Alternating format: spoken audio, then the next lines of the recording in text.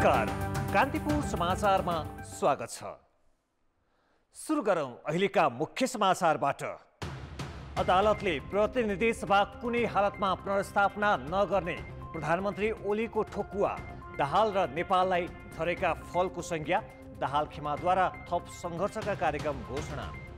आफ्नो स्पष्ट बहुमत रहेको भन्दै निर्वाचन आयोगले वैधता दिनेमा दाहाल खेमा ढुक्क। अध्यक्ष र महासचिवको निर्णय नै आधिकारिक हुने ओली पक्षको दाबी। उच्च शिक्षाको स्तर खस्किएको असर रोजगार बजारमा। अधिकृत स्तरका पदमा योग्य उम्मेदवार नपाएर दोहोर्याएर विज्ञापन, तल्ला पदमा भने ठेगी नसक्नु आवेदन।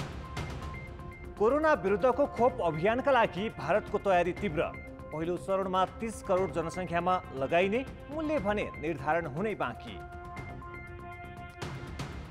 र प्रधानमन्त्री कप राष्ट्रिय महिला क्रिकेटको पार्टीको लागि एपीएफ र प्रदेश 1 भिड्ने लुम्बिनी र सुदूरपश्चिम सेमिफाइनलबाटै बाहिरिए।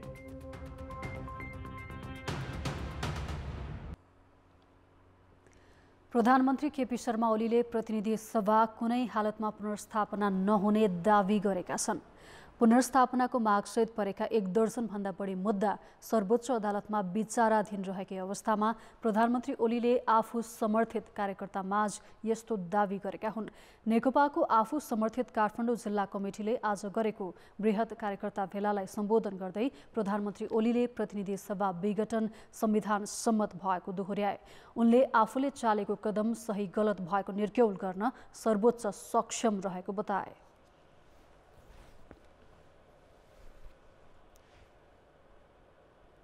पुनर्स्थापना हुने कुरा आयोगमा पुनर्स्थापना कसले हुन्छ भने पुनर्स्थापना हुन्छ भनेर अलिक दिन कार्यकर्ता झुक्क्याउन उहाँहरूले भन्नु होला, 2-4 मान्छेहरूलाई झुक्क्याउन पुनर्स्थापना हुँदैन।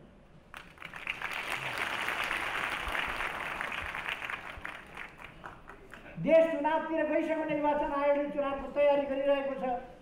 सुरक्षा निकायहरू चुनावको तयारी गरिरहेका छन्। राजनीतिक पार्टीहरू चुनावको तयारी गरिरहेका छन्। पुनर्स्थापनाको माग गरिएका मुद्दामा सर्वोच्चको संवैधानिक इजलासमा पुस 22 देखि सुनवाई गर्ने तालिका छ। सर्वोच्चले यस सम्बन्धमा सरकारसँग निर्णयका आवश्यक कागजात पनि मगाइसकेको छ। प्रधानमन्त्री ओलीले नेकपाकै अर्को समूहको नेतृत्व गरिरहेका पुष्पकमल दाहाल र माधव कुमार नेपाललाई भेट्नु कुहिएर झरेका फल र खिया लागेर फुस्किएका नट बोल्टको संज्ञा दिएका छन्। उनले दाहाल नेपाल समूहको आन्दोलनलाई सिसीमा औषधि बेच्ने झरेका दुईटा फलहरूले रुखै मयौँ भनेर यस्तो निवेदन हालेका छन् भनेर। जसको घर हो ऊ निवेदन हाल्न जान्छ, मेरो घर हो भनेर। जसको जमिन हो ऊ मेरो जमिन हो भनेर जान्छ। ओलीले सम्बोधनको अधिकांश समय दाहाल नेपाल समूहको आलोचनामा खर्चिएका थिए। भेलामा गृहमन्त्री रामबहादुर थापाले प्रतिनिधि सभा विघटनलाई प्रतिगमनलाई पराजित गर्ने कदम भनी ओलीको प्रशंसा गरेका थिए।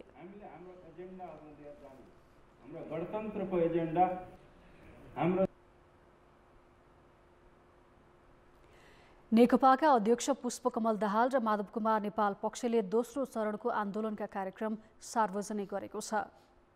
प्रतिनिधि सभा विघटन गर्ने प्रधानमन्त्री केपी शर्मा ओलीको कदम विरुद्ध दाहाल पक्षले पुस 20 देखि माघ 23 सम्मका सडक सङ्घर्षका कार्यक्रम घोषणा गरेको हो। यस खेमाले 77 वटै जिल्लाका वडा तहदेखि विरोधका कार्यक्रम सुरु गरी माघ 23 गते काठमाडौँमा आम सभा गर्ने जनाएको छ। दाहाल खेमाले स्थानीय तहसम्म ओली विरुद्ध अभिमुखीकरण 7 वटै प्रदेशमा सभा गरी कार्यक्रम ल्याएको छ। जनता समाजवादी पार्टीको तर्फबाट पनि जबरजस्त रूपमा यो असंवैधानिक, अलोकतान्त्रिक र प्रतिगामी कदमको विरुद्ध आवाज उठाइएको छ। त्यसैले हामी आशा गर्छौँ उहाँहरूले अहिलेसम्म केन्द्रीय कमिटीबाट ठोस निर्णय नगरिसकेको अवस्था भए पनि यो असंवैधानिक कदमलाई असफल पार्न, प्रतिगमनलाई असफल पार्न आफ्नो तर्फबाट कार्यक्रम गर्दै संयुक्त प्रहारमा केन्द्रित हुनेछ। हामी आशा गरौँ आवश्यकता पर्यो भने उहाँहरू संयुक्त सङ्घर्षको निम्ति तयार हुनुहोला। विपक्षी दल नेपाली कांग्रेस र जनता समाजवादीले नेकपाको दाहाल खेमासँग संयुक्त सङ्घर्ष नगर्ने भएपछि एक्लैले दोस्रो चरणका प्रदर्शनका कार्यक्रम घोषणा गरेको हो। तर संयुक्त सङ्घर्षका लागि प्रयास पनि जारी राख्ने यस खेमाले बताएको छ। प्रतिनिधि सभा विघटनको विरोधमा काठमाडौँको माइती घरमा आज पनि प्रदर्शन गरिएको छ। नागरिक समाजका नाममा भएको प्रदर्शनमा नाटक प्रदर्शन गरिएको थियो। तानाशाहको उदय र पतन कसरी हुन्छ भन्ने सन्देशसहित नाटक प्रदर्शन गरिएको हो। शासकले जे भन्यो त्यही मान्नु, कसको काम हो व्यक्तिहरूको।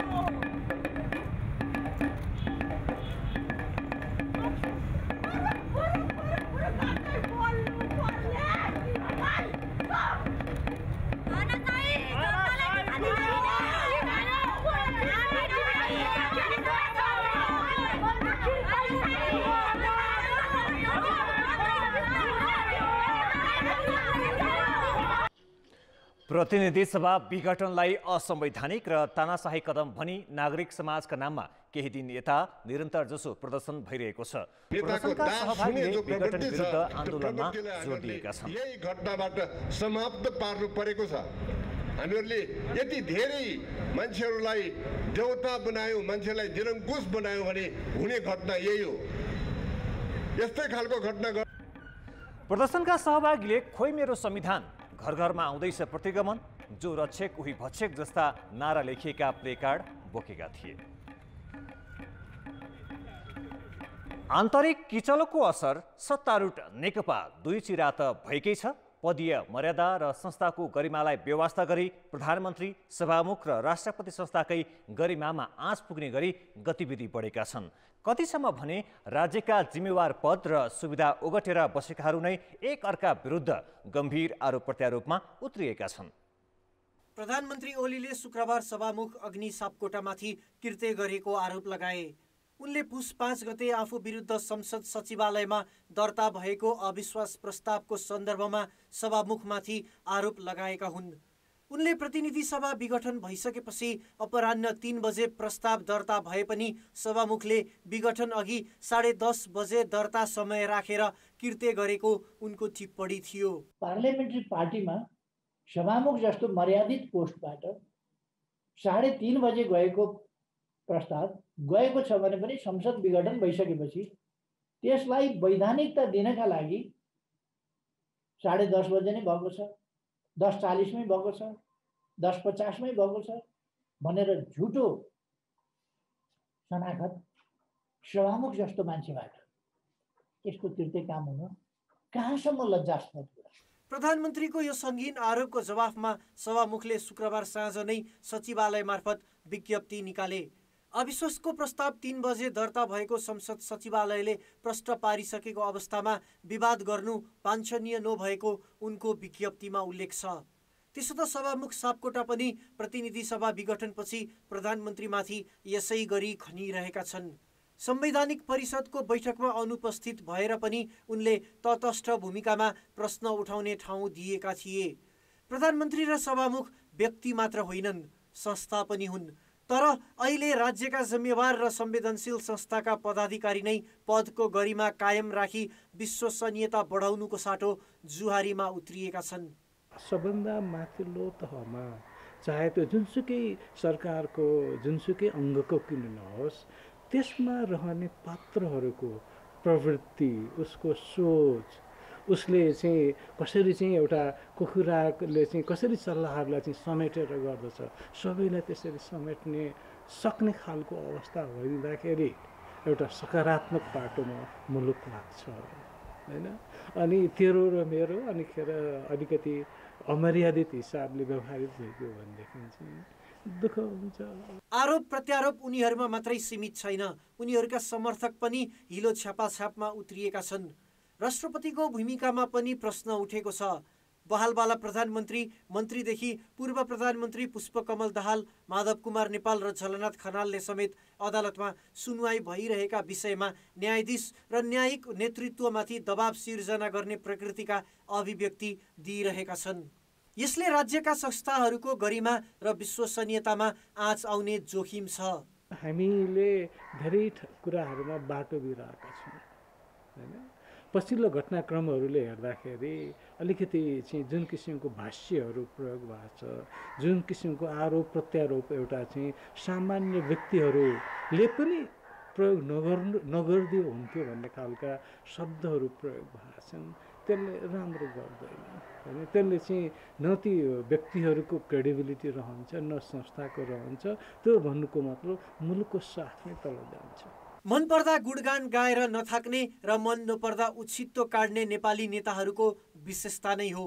तर पद र संस्थाको मर्यादा नै ख्याल नगरी निजी लाभ हानिमा केन्द्रित हुनुले राजनीतिक संस्कारकै अभावलाई दर्शाउँछ। कान्तिपुर समाचारका लागि क्यामेरामा श्याम श्रेष्ठका साथ सुबिन्द्र श्रेष्ठ, काठमाडौँ। सत्ता र सडकमा बाँडिएका नेकपाका 2 खेमाको आधिकारिकता विवादमा निर्वाचन आयोगले 7 दिनको समय दिएर दुवै पक्षलाई पत्र लेखेको छ र प्रधानमन्त्री केपी शर्मा ओलीलाई विवरण अद्यावधि गर्न र पुष्पकमल दाहाल खेमालाई मागदावी पेश गर्न भनेको छ। आयोगको पत्र प्राप्त गरेपछि दुवै समूहले त्यसको जवाफको तयारी पनि गरिरहेका छन्। ओली पक्षले त अद्यावधिक विवरण मागेको भन्दै पछि थपिएका केन्द्रीय सदस्यसहित महाधिवेशन आयोजक समितिसम्मको विवरण पठाउने भएको छ। तर दाहाल पक्षले भने आफू नै आधिकारिक भन्दै मागदावी जरुरी नभएको पत्र आयोगलाई पठाउने भएको छ। शुक्रबार आयोगले मागदावी गर्नका लागि पत्र पठाएपछि नेकपाको दाहाल खेमाले आइतबार औपचारिक रूपमा पार्टीमा छलफल गर्ने जनाएको छ। आवश्यक परे निर्वाचन आयोगसँग पनि जवाफ दिनु अघि नै छलफल गर्ने यस खेमाको भनाइ छ। तर आयोगले सोधे जस्तो गरी मागदावीको प्रक्रियामा जानु नपर्ने यस खेमाको बुझाइ छ। आफूसँग केन्द्रीय समितिको 70% भन्दा बढी हिस्सा रहेको र हरेक कमिटीमा आफूहरू नै स्पष्ट बहुमतमा रहेकाले दावी गर्न आवश्यक नरहेको यस समूहको तर्क छ। फरक फरक पत्र पठाइयो भन्ने छ। म एज ए लयर के भन्न चाहन्छु भने समान व्यवहार गर्नु पर्यो। आयोगले दुईटैलाई पत्र लेख्दा दुवै थरीलाई एउटै आधारमा झिकाउनु पर्यो। दुईटैलाई एउटै पत्र पठाउनु पर्यो, एकै प्रकारको पत्र पठाउनु पर्यो। अनि न दुईटै त्यहाँ भेट भएपछि कुरा हुन्छ। अनि पो आयोगले गर्न सक्छ। फरक फरक पत्र किन पठाइयो भन्ने सम्मको जिज्ञासा हामीलाई लागेको छ। यो जिज्ञासा भोलि चाहिँ आयोगमा हामी गएपछि बताइदिइहाल्नुहुन्छ र आयोगले निष्पक्ष ढङ्गबाट र कानुन बमोजिमको कारबाही गर्छ र हामी नै आधिकारिकता हो। यसमा कोही आधिकारिकता हुन सक्दैन। प्रधानमन्त्री ओलीले नेतृत्व गरेको खेमालाई भने आयोगले के भइरहेको हो त्यो विषय अद्यावधिक गर्न मात्रै भनेको छ। त्यसैले अर्को खेमाले 7 दिनभित्र के जवाफ पेश गर्छ त्यसपछि मात्रै आयोगलाई पत्राचार गर्ने सुविधा आफूले पाउने ओली खेमाको बुझाइ छ। पार्टीको प्रथम अध्यक्ष, महासचिव, निर्णय पुस्तिका आदि आफूसँग रहेको र केन्द्रीय समितिको बैठकको औपचारिक विधि पनि आफूले मात्र पुर्याएको भन्दै यस खेमाले आधिकारिकता पनि आफैले पाउने तर्क गरेको छ। अब चुनाव त आयो, सूर्य पनि आयो, सूर्य पनि हाम्रै। जहाँ केपी ओली कहीं सूर्य, जहाँ केपी ओली र सूर्य कहीं नेकपा, जहाँ नेकपा कहीं जनता। विवादको सुरुवात कुन बिन्दुलाई मान्ने भन्ने विषयले समेत निर्वाचन आयोगको निर्णय निर्धारित हुन सक्ने कतिपयको बुझाइ छ। कुनै पक्षले विवादबारे निर्वाचन आयोगमा जानकारी दिएको समयलाई मान्ने कि त्यस अघिको भन्ने पनि विवादित विषय छ। त्यसैले आयोगले अहिले गरेको पत्राचार र त्यसको प्रत्युत्तरकै आधारमा मूल मुद्दामा तत्काल प्रवेश गरी दलको आधिकारिकतादेखि चुनाव चिन्हसम्मको छिनोफानो गर्छ भन्न सकिने अवस्था छैन। कान्तिपुर समाचारका लागि क्यामेरामा पशुपति बुढाथोकी र सञ्जय लुइटेलका साथ दीपक आचार्य, काठमाडौँ। सरकारले शिक्षामा अहिले वर्षेनी 1.5 खर्बभन्दा बढी लगानी गरिरहेको छ। देशभित्र 9वटा विश्वविद्यालय सञ्चालनमा छन्। तर रोजगारीका लागि खुल्ने विज्ञापनमा आवेदन दिनेको भिडले भने श्रम बजारमा शिक्षित र योग्य व्यक्ति भएको देखाउँदैन। स्नातक तह वा सोभन्दा माथिको शैक्षिक योग्यता तोकिएका पदमा आवेदन नै कम पर्ने र पुनः विज्ञापन गर्नुपर्ने स्थिति बारम्बार दोहोरिएको छ। जबकि 10 कक्षा भन्दा कमको योग्यता तोकिएका पदमा थेगी नसक्नु आवेदन परिरहेका छन्। गत वर्ष सशस्त्र प्रहरी नायब निरीक्षकमा 239 स्थानका लागि विज्ञापन गर्दा 6934 जनाको आवेदन पर्यो। तीमध्ये 206 जना मात्रै उत्तीर्ण भए। त्यस्तै 58 जना निरीक्षकको विज्ञापनमा 687 जनाले मात्रै आवेदन भरे। सशस्त्रले यसै वर्षको असोजमा 1833 प्रहरी जवानका लागि गरेको विज्ञापनमा भने 56,463 जनाले आवेदन दिए। जवान पदका लागि 8 कक्षा पढेको भए पुग्ने योग्यता तोकिएको थियो। शैक्षिक योग्यता कम भएकैले जवान पदमा आवेदन धेरै परेको सशस्त्र प्रहरीको बुझाइ छ। हामी जिल्लामा गएर फर्महरू कलेक्सन गर्यौँ। पहिला चाहिँ हाम्रो प्रदेश स्तरीय क्षेत्रीय स्तरीय हेडक्वार्टर मात्रै हुन्थ्यो। यसपालि हामीले चाहिँ त्यो हिसाबले डिसेन्ट्रलाइज गर्यौँ। अर्को चाहिँ के भने यसमा बढी चाहिँ किन फर्म आउँछ भने यसको शैक्षिक योग्यता जुन मापदण्ड छ हाम्रो सशस्त्र जवानमा भन्ने यो शैक्षिक योग्यता चाहिँ कम भएको कारणले पनि धेरै मान्छेहरूको यसमा रुचि छ। अब अन्य कुराहरू देश सेवाको कुरा सीमाना सुरक्षाको कुरा त त्यसले पनि मान्छेहरूलाई चाहिँ यतापट्टि जानलाई मोटिभ गरेको हुनसक्छ। पढाइ कम चाहिने पदमा धेरै आवेदन परेको र बढी चाहिने पदमा आवेदन दिनेहरू उत्तीर्ण नभएर फेरि विज्ञापन गर्नुपर्ने स्थिति रहेको प्रहरीमा मात्र होइन, देशकै सबैभन्दा ठुलो र पुरानो त्रिभुवन विश्वविद्यालयको सेवा आयोगले 1 वर्ष अघि गरेको उपप्राध्यापकको विज्ञापनमै अपेक्षित आवेदन परेन। विभिन्न विषयमा 174 पदका लागि 5,000ले आवेदन दिए। गत कार्तिकमा सार्वजनिक नतिजा अनुसार व्यवस्थापन संकायमा 46 जनाको सिटमा 8 जना मात्र पास भए। सिट संख्या अनुसार आवेदन नपरेका गणित, जनप्रशासन, सामाजिक अध्ययन, कम्प्युटर विज्ञान लगायतका विषयमा 1 जना पनि पास भएनन्। सरकारले थिङ्क ट्याङ्कका रूपमा स्थापना गरेको नीति अध्ययन प्रतिष्ठानले कार्तिकमा अनुसन्धानकर्ता पदका लागि दोहोर्याएर विज्ञापन गर्नु पर्यो। यी उदाहरणले देशभित्र योग्य र क्षमतावान जनशक्ति छैन भन्ने त उजागर गरेको छ नै, हाम्रो शैक्षिक स्तर कुन हदसम्म खस्किएको छ भन्ने पनि स्पष्ट पारेको छ। तल्लो पदमा 8 क्लास 10 क्लास राखियो जसको त्यो पास गर्नेको सङ्ख्या ज्यादै ठुलो छ।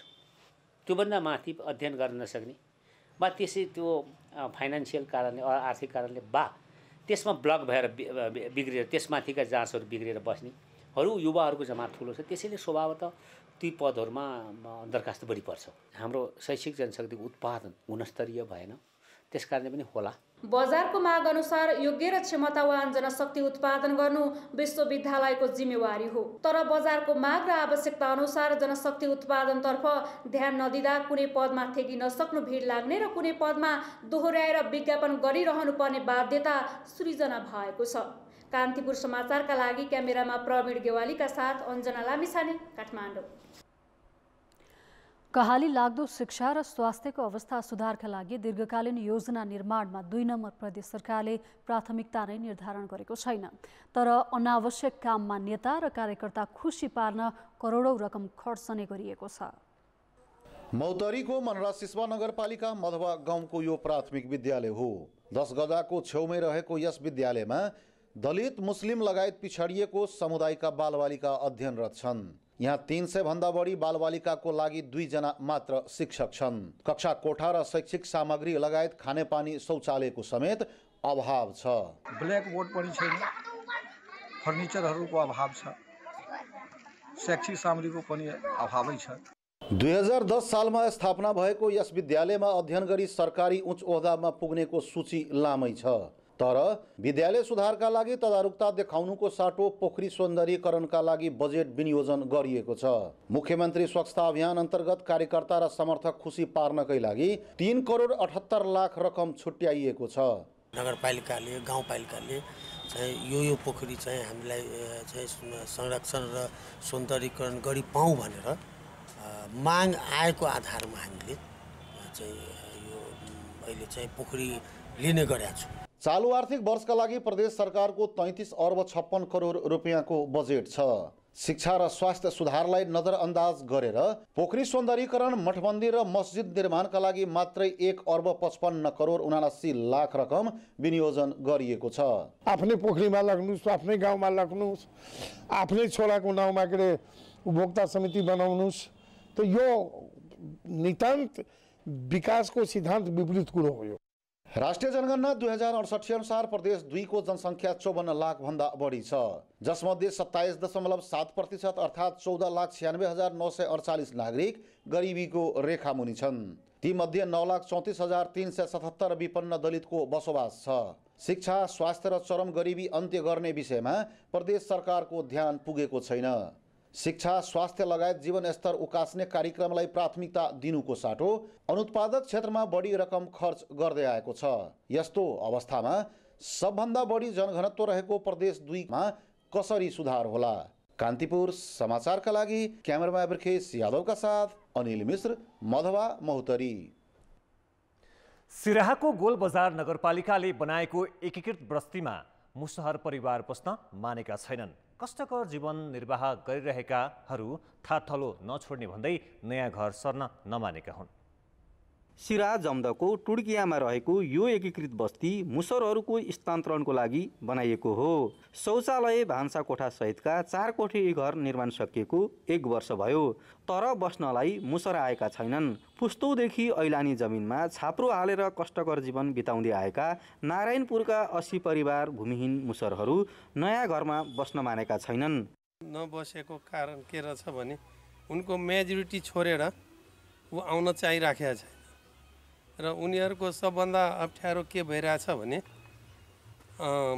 यहाँ आफ्नो गाउँ छोडेर यहाँ आउँदै बरु हामीलाई यहीँ व्यवस्था गरिदिनुस्, हामी त्यहाँ जाँदैनौँ, आफ्नो साथ छोडेर जाँदैनौँ भनेर भन्छन्।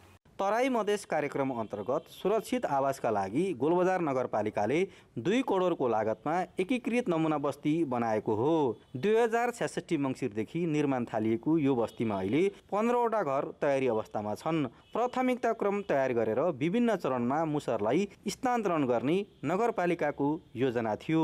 मुसर समुदायले भने थाथलो छोडेर कतै नजाने बताउँदै आएका छन्। सबके समस्या है ना, पानी के दुख है, खाए के दुख है, वनी ढंगा चाटे लावे टुर्किया में जबा है मकई के खोलो खाए ला हमें और जबा नहीं जबे हमें कोई और में देते निपनिया के वो भीतर में बीच में दे देते त जेबे आ नहीं देते त नहीं जेबे। जतबे जगह है ततबे में सब बाल बच्चा गुजर करबे है त नहीं जाय वाला छी हम। मुसर समुदाय नबसेपछि अलपत्र परेको नमुना बस्तीमा कार्यविधि बनाएर अरू विपन्न समुदाय राख्ने तयारी नगरपालिकाको छ। यसले स्थानान्तरणको योजना बनाउँदा मुसर समुदायसँगको कुनै समन्वय नभएको देखिन्छ। कान्तिपुर समाचारका लागि राजकुमार राउत, गोलबजार, सिराहा। आज कोरोना भाइरसका 419 संक्रमित थपिएका छन्। ती मध्ये 154 जना काठमाडौँ उपत्यकाका हुन्। 5000 नमुना परीक्षण गर्दा 8% संक्रमण पुष्टि भएको हो। अहिलेसम्म संक्रमित 2,61,438 मध्ये 2,53,800 भन्दा बढी निको भइसकेका छन्। सक्रिय संक्रमितको संख्या 5,700 छ। ती मध्ये 218 जनाको आइसियु र 26 जनाको भेन्टिलेटरमा उपचार भइरहेको छ। संक्रमणका कारण मृत्यु हुनेको संख्या आज 6 थपिएर 1870 पुगेको छ।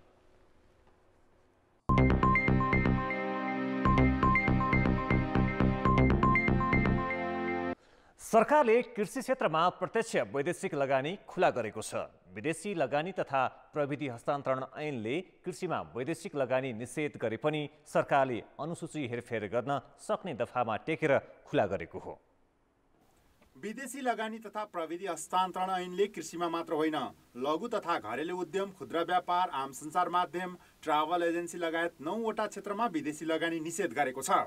विदेशी लगानी निषेध गरिएका क्षेत्र ऐनको अनुसूचीमा छन्। सरकारले राजपत्रमा सूचना प्रकाशन गरी अनुसूचीमा हेरफेर गर्न सक्ने ऐनको दफा 50 मा टेकेर कृषिमा विदेशी लगानी खुला गर्ने निर्णय गरेको हो। ऐन कार्यान्वयनमा आएको 2 वर्ष नपुग्दै मन्त्री परिषदले उद्योग मन्त्रालयको प्रस्तावमा विदेशी लगानी खुला गर्ने निर्णय गरेको हो। मन्त्री परिषदको निर्णय अघि उद्योग विभागका महानिर्देशकको संयोजकत्वमा समिति गठन गरी के कस्ता विषयमा वैदेशिक लगानी खुला गर्ने भनेर अध्ययन गरिएको थियो। जीविकोपार्जनमा सीमित कृषिलाई व्यावसायिक बनाउन निश्चित शर्तसहित विदेशी लगानी खुला गरेको मन्त्रालयको प्रष्टीकरण छ।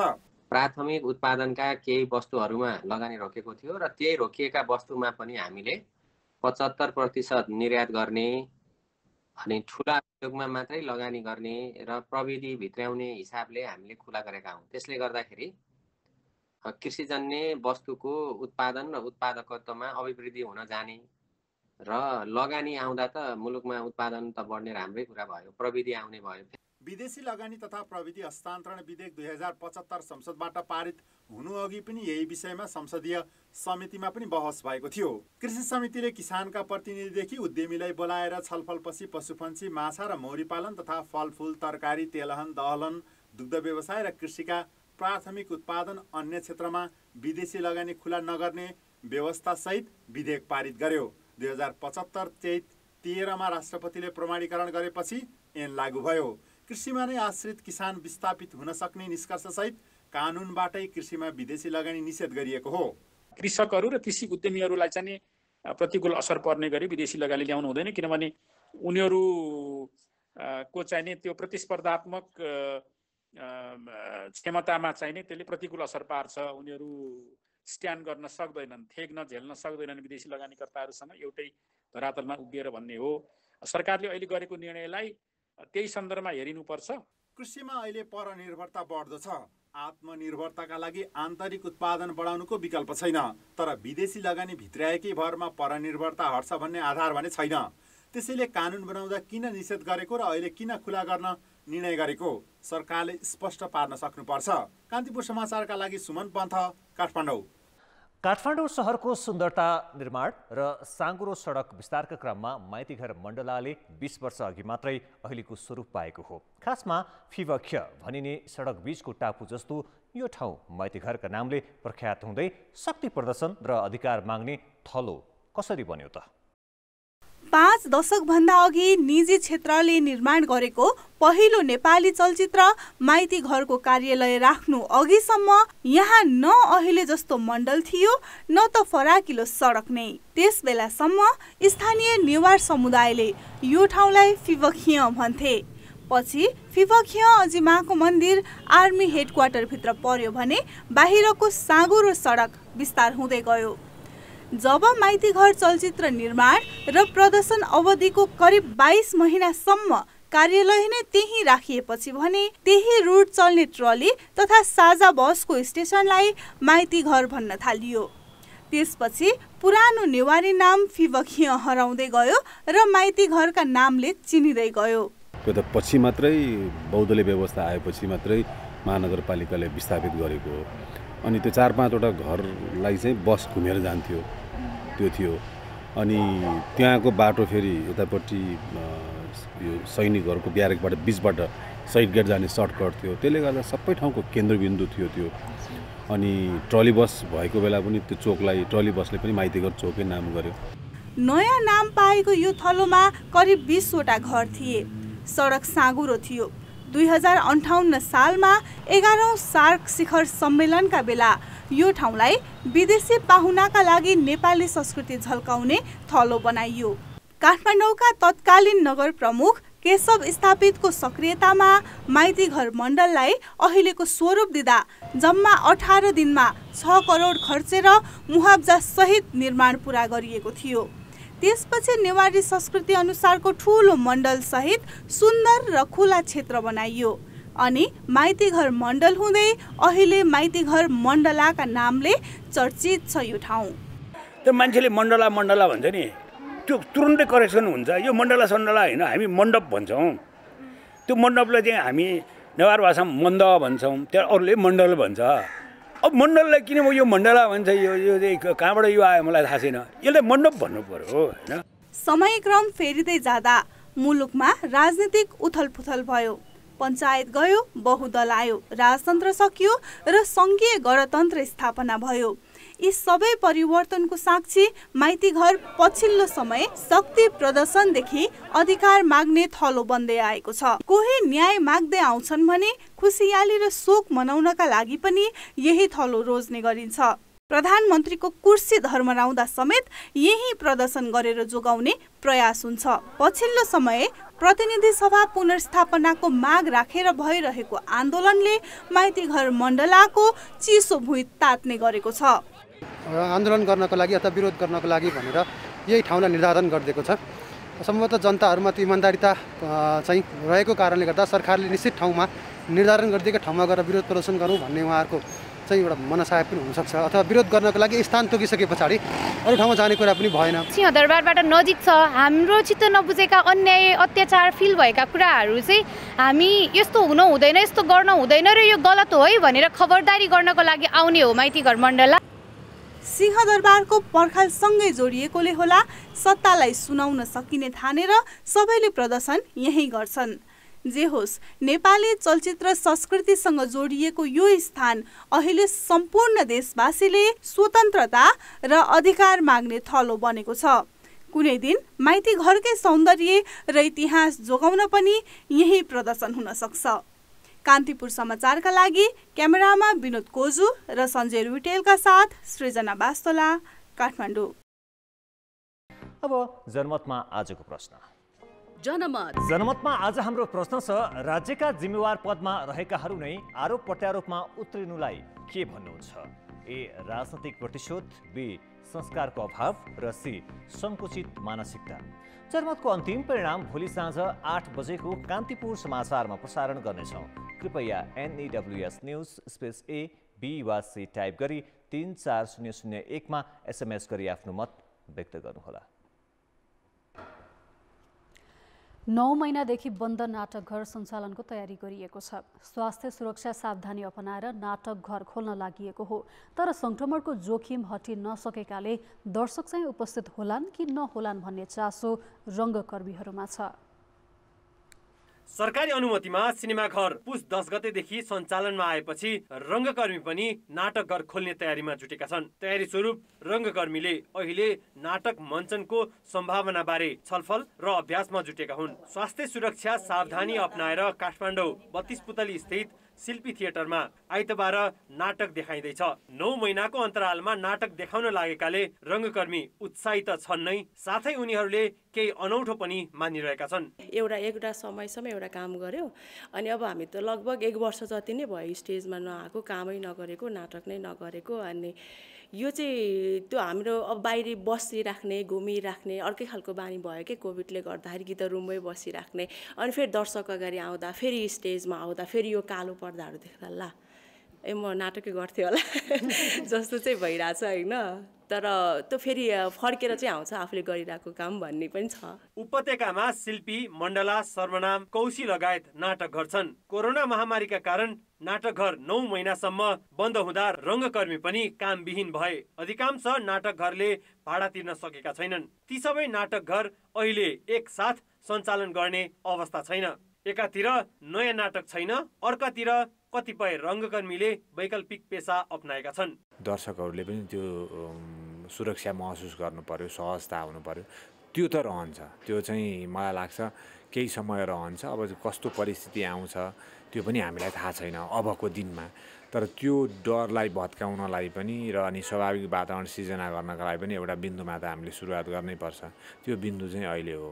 सुरुवातको क्षण चाहिँ अहिले हामीलाई लाग्यो, किनभने लामो समय 10 महिना हामी बन्द भयौँ, अनि कलाकारहरू पनि काम नपाएर गाउँ गएको, अनि एक किसिमको बेरोजगार जस्तो स्थिति भएको थियो।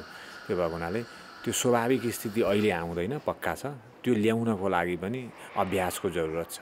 संक्रमणको जोखिम कायमै रहेकाले सुरुमा क्षमताको 33% मात्र दर्शक राखेर नाटक मञ्चन गर्ने तयारी छ। कान्तिपुर समाचारका लागि क्यामेरामा विकास जोशीका साथ सुबिन्द्र श्रेष्ठ, काठमाडौँ। अब जनताको आवाज हामीले अर्घाखाँचीमा सोधेका छौँ। राजनीतिक प्रतिशोधका कारण स्थानीय तहमा कर्मचारी सरुवाले विकास निर्माणमा कस्तो प्रभाव पारेको छ? जनताको आवाज। राजनीतिक दबावले चाहिँ प्रशासकीय अधिकृतहरूको सरुवा हुने, अनि त्यो बिचमा उसले जुन सोचेका योजनाका कुराहरू चाहिँ अधुरा बन्ने, त्यसले गर्दाखेरि यो कर्मचारीहरूको सरुवाले गर्दा यो विकास निर्माणका कार्यहरूमा चाहिँ अवरोध भएको पनि देखिएको छ। राजनीतिक दबावले गर्दा त्यसलाई चाहिँ सरुवा बनाइदिँदाखेरि यो गाउँबाट लिएर वार्डमा अनि हजुरको चाहिँ नि क्षेत्रमा, जिल्लामा यसले निकै प्रभाव पारेको हामीले देखिन्छ। जनप्रतिनिधिहरूसँग घुलमिल हुन गाह्रो हुने, अनि बजेट सम्बन्धी समस्याहरू पनि हुने। आफ्नो अनुकूलता भएन भने कार्यालयका हाकिमहरूलाई, अधिकृत लेभलका कर्मचारीहरूलाई अनि ट्रान्सफर गरेर भए गरेका आउँदै गरेका विकासका कार्यक्रमहरू अवरुद्ध गराउने र फेरि लामो समयसम्म लगाएर त्यसलाई चाहिँ झुलाउने काम यो चाहिँ राजनीतिक प्रतिशोधबाट भएको हुनाले यसमा चाहिँ अलिकति दुर्भाग्य हो। 1-1.5 वर्ष पनि लाग्छ, 5-6 महिना पनि लाग्छ सर्न चिन्नलाई। त्यो भएको हुनाले भइरहेका कर्मचारीलाई यताउति रदल बदल पारिदियो भने अलिकति काममा बाधा अडचन पर्न जान्छ। विकास निर्माणको काम गर्न पनि गाह्रो हुन्छ, त्यसमा पनि धेरै प्रभाव परेको हुन्छ। छिटो सरुवाले त्यसमा अनुगमन गर्नको लागि पनि धेरै प्रभाव परेको हुन्छ। ब्युरोक्रेसी र पोलिटिकलहरूको जो सम्बन्ध रहन्छ त्यति बेलासम्म चाहिँ विकास निर्माणमा चाहिँ पक्कै पनि असर परेको छ। योजनाहरूमा अनुगमन मूल्याङ्कनको समस्या एउटा छ। अर्को चाहिँ त्यहाँको जनता र स्थानीयवासीसँग घुलमिल हुन नसक्नु पनि एउटा समस्या। जनप्रतिनिधिहरूमा मेलमिलाप नहुनु मुख्य कारण त्यो। मेलमिलाप नभएपछि आफ्नो पक्षको कर्मचारी केन्द्रमा जाँदै सौदा गराउँदै गर्दा त्यही नै ठिक्क भएको छ। जनतामा ठुलो नराम्रो नागरिकहरूमा प्रभाव परेको छ विकासका कारण।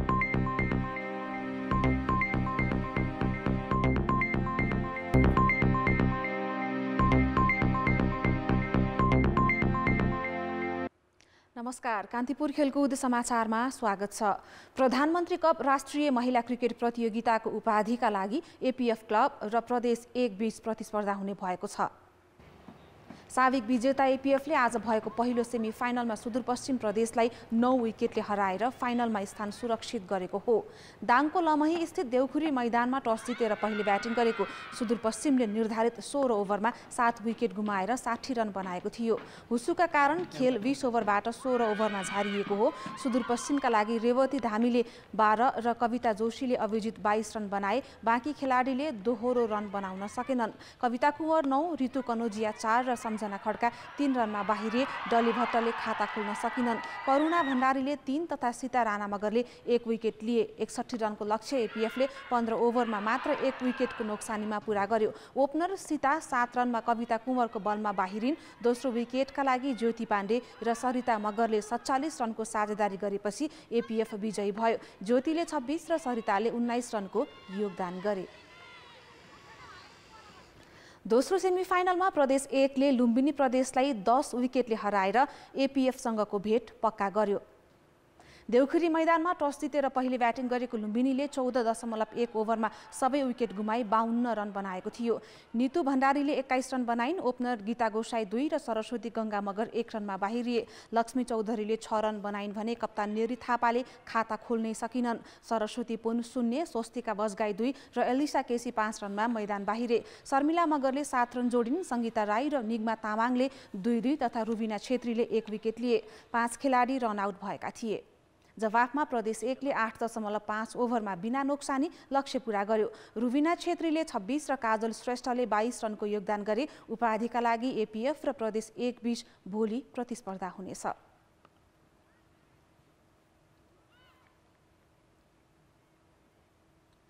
कुनै बेला जनकपुर क्रिकेटको सहरका रूपमा चिनिन्थ्यो। स्कुलदेखि क्लब क्रिकेट प्रतियोगिता निरन्तर भइरहन्थे।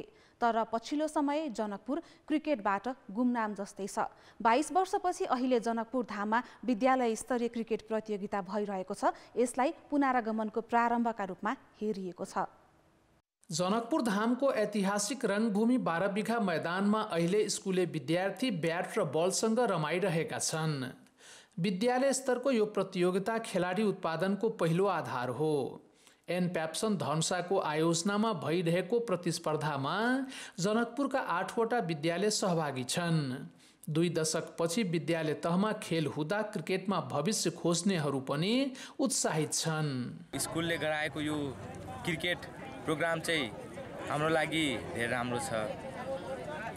त्यही कि योबाट देशको क्रिकेट भविष्य पनि बन्न सकिन्छ। यहीँबाट आफ्नो देशको लागि खेल्न विद्यार्थीहरू निकल्न सकिन्छ। जनकपुरमा युवा पुस्तामा पनि क्रिकेटको क्रेज उत्तिकै छ।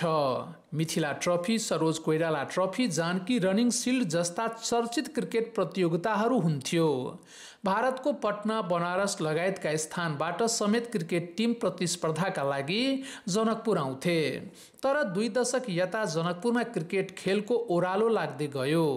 न विद्यालय स्तरीय प्रतियोगिता हुन सके, न त खेलाडी नै उत्पादन गर्न सकियो। प्रतियोगिता नहुँदा यसमै भविष्य बनाउन चाहनेहरूले समेत अवसर पाएनन्। त्यसैले बालबालिकालाई मैदानमा उतारेर पुरानो साख जोगाउने र क्रिकेटलाई लयमा फर्काउने उद्देश्यले प्रतियोगिता आयोजना गरिएको हो। मानसिक र शारीरिक रूपमा स्वस्थ बनाउने खेलकुद नै हो। त्यही भएर हामीले होइन यसलाई बाहिर निकाल्नलाई, जनकपुरको क्रिकेटलाई माथि उठाउनलाई एउटा चाहिँ विद्यालय स्तरीय क्रिकेट प्रतियोगिता हुनैपर्छ। जिल्ला स्तरको समिति छ, चाहे क्यान छ, उनीहरूको खासै ध्यान खालि त्यो ठुल्ठुलो मात्रै भइरहेको छ। त्यसलाई भविष्य कसरी आजको 10 वर्षपछि नेपाललाई कसरी टेस्टमा लाने त्यो सोच नै म हेर्दिनँ। त्यो सोचलाई चाहिँ स्ट्रेटेजी बनाउनु पर्यो, त्यो अनुसारको चाहिँ इम्प्लिमेन्टेसन गर्नु पर्यो र विशेष गरिकन स्कुल स्तरमा बढी फोकस गर्नु पर्यो। क्रिकेटमा आफ्नो पुरानो साख जोगाउन जनकपुरले विद्यालय स्तरबाटै खेलाडी उत्पादनको पहल थालेको छ। यसलाई निरन्तरता दिँदै युवा पुस्तालाई समेत जागरुक र अवसर दिने हो भने जनकपुर लेमा फर्किनेमा दुविधा छैन, तर त्यसका लागि निरन्तरको प्रयास र सहकार्य भने आवश्यक छ।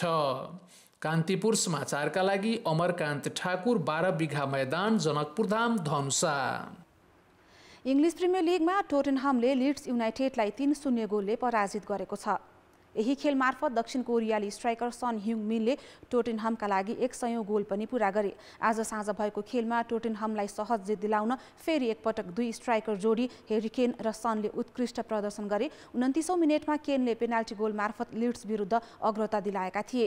43औं मिनेटमा सनले 2-0 को दूरी बनाए। सनले क्लबका लागि 100 गोल पूरा गर्दा केनले सहयोग गरे। 50औं मिनेटमा टोवे एल्डरवेयरले गोल गरे। टोटेनहमले खेलको अन्त्य भने 10 खेलाडीमा समेटिएर गर्यो। इन्जुरी समयमा म्याट डोहर्टी दोहोरो पहिलो कार्ड खाँदै मैदान बाहिरिएका थिए। खेलकुद समाचार अहिलेलाई यति नै। धन्यवाद सबिना। अब मौसम सम्बन्धी जानकारी।